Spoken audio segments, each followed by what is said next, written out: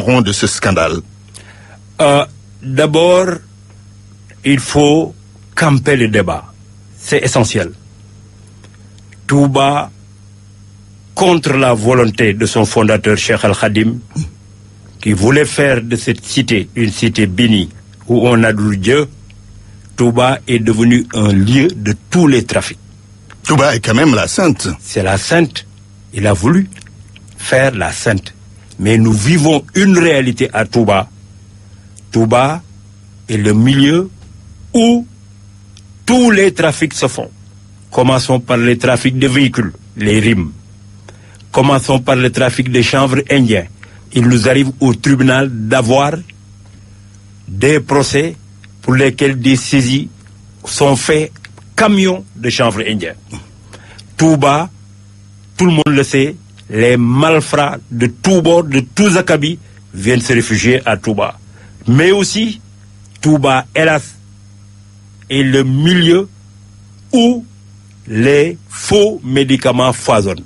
Tenez-vous bien, il y a 700 dépôts de faux médicaments à Touba contre tout simplement 40 officines de pharmacie. Et tout ça, c'est connu de l'État? C'est connu de l'État qui est impuissant. Mais je continue.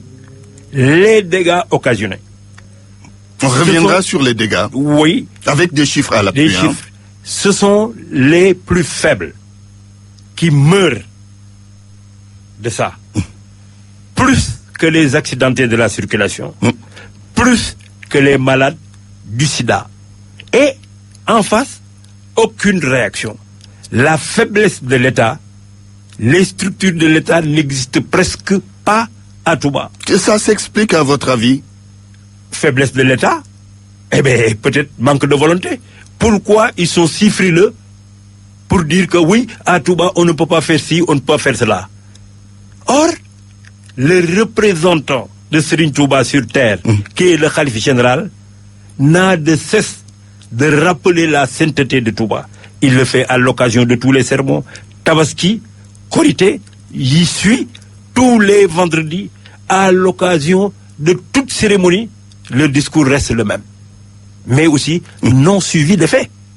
C'est ce qui fait que ce commerce qui prospère, c'est un commerce, excusez-moi l'expression, je le reprends, c'est un commerce mafieux. Est-ce qu'on a assez sensibilisé les populations qui achètent ces médicaments? Est-ce qu'on a assez sensibilisé ceux qui doivent réagir pour arrêter ce fléau? Parce que c'est un fléau quand même. C'est un fléau, mais il faut aussi essayer de saisir pourquoi ça persiste. Pourquoi depuis plus de 40 ans, les médicaments sont vendus à Touba, et à partir de Touba, ces faux médicaments inondent le Sénégal.